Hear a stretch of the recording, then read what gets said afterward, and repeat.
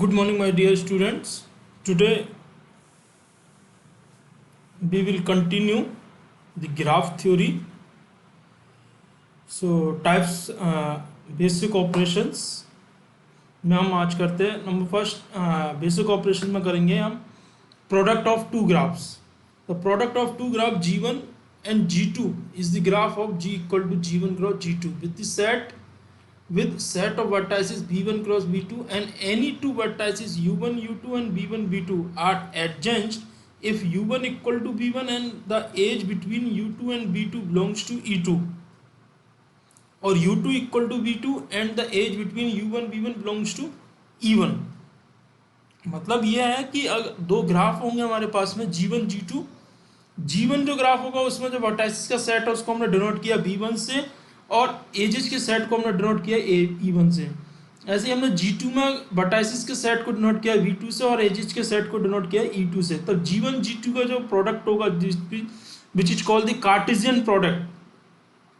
So G1 cross G2 G equal to G1 cross G2 जो होगा with the set of vertices V1 cross V2. इसमें जो vertices जो होंगी वो ऑर्डर पेयर की फॉर्म में आएंगी. क्यों? क्योंकि V1 क्रॉस V2 है. सो हमने क्या लिया कि अगर U1 U2 और V1 V2 अगर एडजेंस्ट हैं, इसका मतलब U1 is the element of V1 and U2 is the element of V2. Here V1 is the element of V1 and V2 is the element of capital V2 are adjacent. अगर ये दोनों vertices अगर एडजेंस्ट हैं, if and only कब एडजेंस्ट होंगे?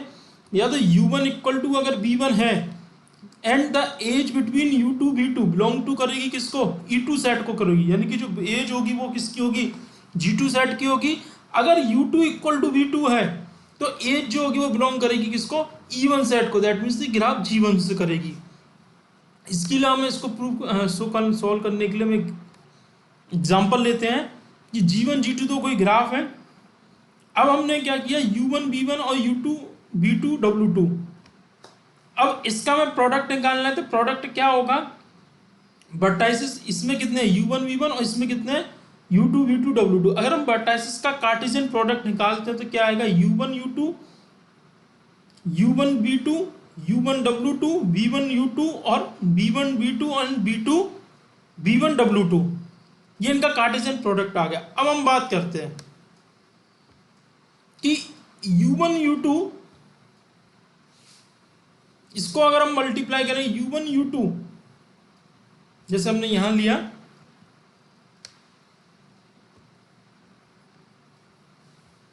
कि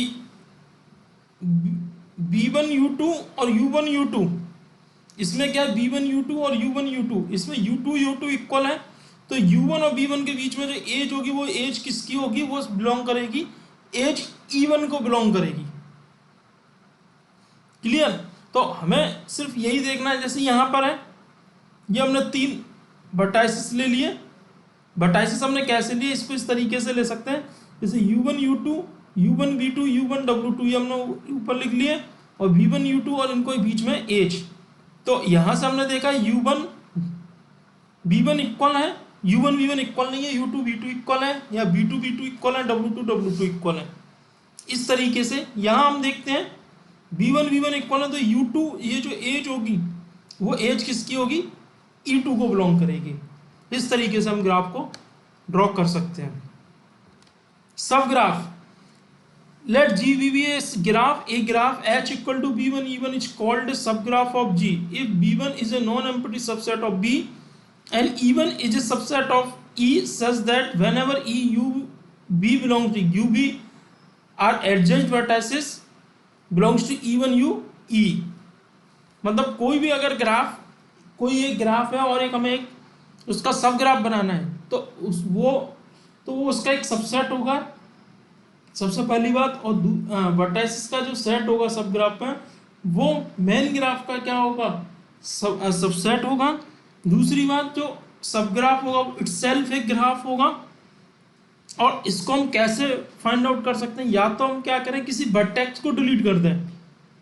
हम किसी वर्टेक्स को मेन ग्राफ में से एक वर्टेक्स को डिलीट करने के बाद में जो ग्राफ बचेगा वो क्या होगा?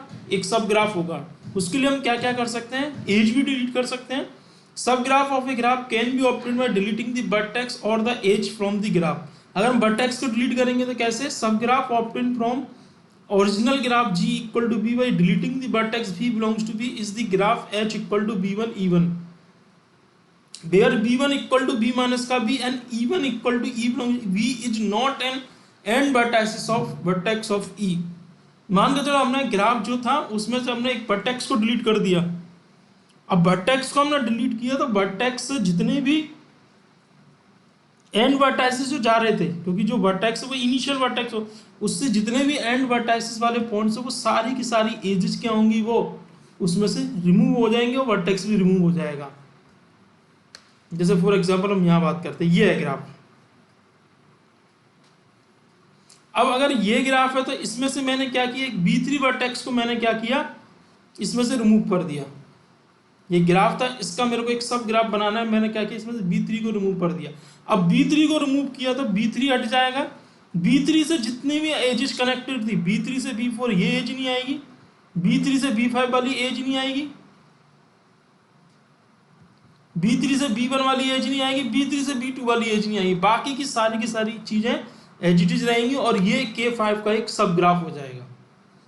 ऐसे ही हम क्या कर सकते हैं, एज को डिलीट करके भी कर सकते हैं कि सब graph obtain from G equal to VE deleting and edge E belongs to is the graph where B1 equal to B and edge E1 equal to E minus. जिस एज को हमें करना है डिलीट, उसी एज को हम अगर delete करते हैं एजेज के सेट में से और वर्टाइसिस का सेट एज इट इज रहेगा तो वो क्या हो जाएगा, सब ग्राफ हो जाएगा। नेक्स्ट आता है डिसजॉइंट ग्राफ। कोई भी दो ग्राफ है डिसजॉइंट ग्राफ होंगे, G1 G2 दो ग्राफ हैं वो डिसजॉइंट ग्राफ होंगे यदि उनके वर्टाइसिस के सेट्स में कोई भी वर्टाइसिस कॉमन नहीं है, that means V1 intersection B2 equal to 5। अब आता है आइसोमॉर्फिज्म ऑफ ग्राफ। जैसे कि हम जानते हैं कि आइसोमॉर्फिज्म होता क्या है कि let G1 equal to B1 E1 and G2 equal to B2 E2 with two graph, then G1 is said to be isomorphic to G2 आएगा। G1 is said to be isomorphic to G2 if there exists a one-to-one correspondence f such from B1 to B2 and a one-one correspondence as E1 to E2 such that for any age ek belongs to E1, vertices Bi Bj are end vertices of ek in G1 if and only if Fbi Fbj are end vertices of H ek in G2। मतलब क्या कह रहे हैं कि कोई भी दो graph isomorphic होंगे यदि उनके वर्टाइसिस के सेट के बीच में 1-1 और एजेज के सीट में 1-1 कॉरस्पॉन्डेंस हो।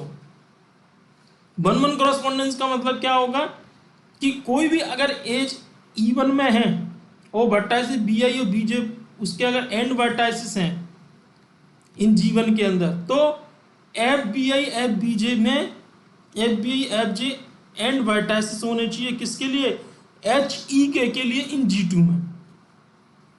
ये बताते हो कैसे बात है। अगर कोई भी दो ग्राफ आइसोमॉर्फिक होंगे तो हम उसको इस तरीके से G1 congruent to G2। G1 अगर कॉन्ग्रुएंट आइसोमॉर्फिक है G2 का या G1 कॉन्ग्रुएंट है G2 के तो हम ये रिजल्ट्स ये कंडीशंस फॉलो करनी होगी कि दोनों की कार्डिनलिटी सेम होनी चाहिए। That mean number of element of B1 equal to number of element of B2। That mean number of vertices in B1 equal to number of vertices in B2। Number of edge in E1 equal to number of edge in E2 equal होनी चाहिए। और अगर G1 में किसी vertex की degree अगर K है तो वो G2 में उसी वर्टेक्स की डिग्री भी K होनी चाहिए उसके कॉरस्पॉन्डिंग इमेज में। तो हमने जैसे ये दो ग्राफ लिए, so that the graph shown in the following figure are isomorphic. ये दो ग्राफ हैं। अब हम ये देखते हैं कि सबसे पहले वर्टाइसिस का सेट कितना है, B1 B2 B3 B4 5 vertices हैं, इसमें भी 5 वर्टाइसिस हैं। एजेस काउंट कर लें, एज कितनी है, एजेस 1 2 3 4 5 6 7 8 एजेस 8 हैं। यहाँ 1 2 3 4 5 1 2 3 4 5 6 7 8। अब हम हर वर्टेक्स की डिग्री चेक करें। हमने वर्टेक्स की डिग्री B1 वर्टेक्स की डिग्री 1 2 3, तो यहाँ भी इस की डिग्री 1 2 3, B2 की डिग्री 3, यहाँ हर की डिग्री 1 2 3 1 2 3, सिर्फ B5 की डिग्री कितनी है 1 2 3 4। तो यहाँ हम देख रहे हैं कि इसमें इसकी डिग्री 3, इसकी डिग्री 3, इसकी डिग्री 3, इसकी डिग्री ही 4 है। तो इसका मतलब B5 किस पर मैच करेगा, B5 डैश पर करेगा। अगर मानकर चलो यहाँ भी इसकी डिग्री भी 3 हो जाती तो फिर हमारी, और ये भी डिग्री 3 हो जाती, या इसकी डिग्री तो 4 है और इसकी डिग्री 3 हो जाती, तो ये ग्राफ आइसोमॉर्फिक ही नहीं होता, क्योंकि हर वर्टेक्स की डिग्री उसके कॉरस्पॉन्डिंग वर्टेक्स की डिग्री के इक्वल होनी चाहिए। तो पहले तो हम इसी के बारे में बात करते थे। इसका मतलब ये होगा B5 तो B5 डैश पे मैच कर रहा है, मैपिंग करेगा। 1 1 निकालनी है ना, तो मैपिंग निकालनी है।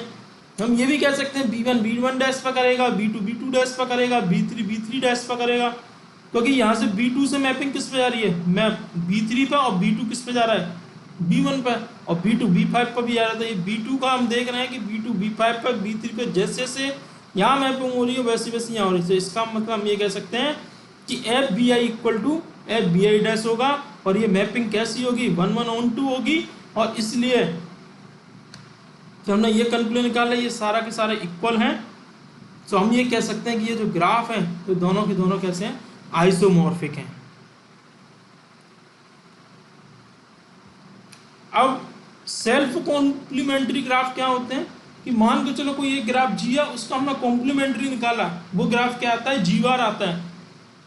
अगर जी बार के अगर आइसोमॉर्फिक है तो हम ऐसे ग्राफ को हम क्या कहेंगे, सेल्फ कॉम्प्लीमेंट्री ग्राफ कहते हैं।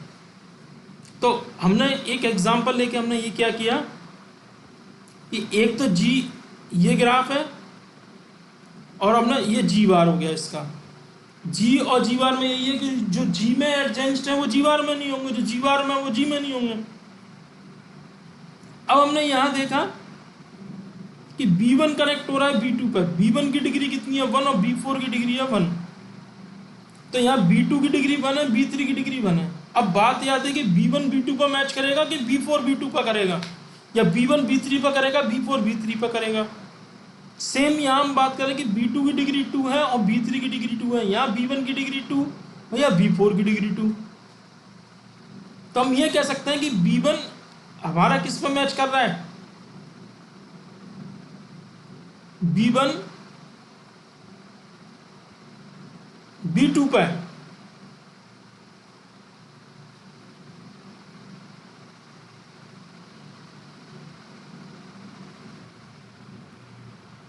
F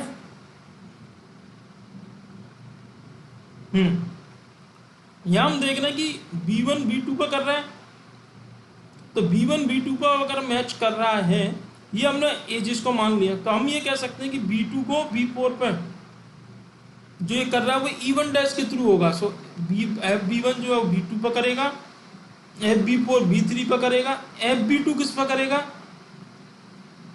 FB2 करेगा ये जो B2 है FB4 पे, क्योंकि B1 की जो है B2 तो यहाँ B2 की B4, ऐसे B4 की B3 तो यहाँ B3 की करेगा B1 पे। सो F इज 1 1 on 2। तो ये ग्राफ कैसे होंगे, आइसोमॉर्फिक ग्राफ होंगे। Okay, thank you.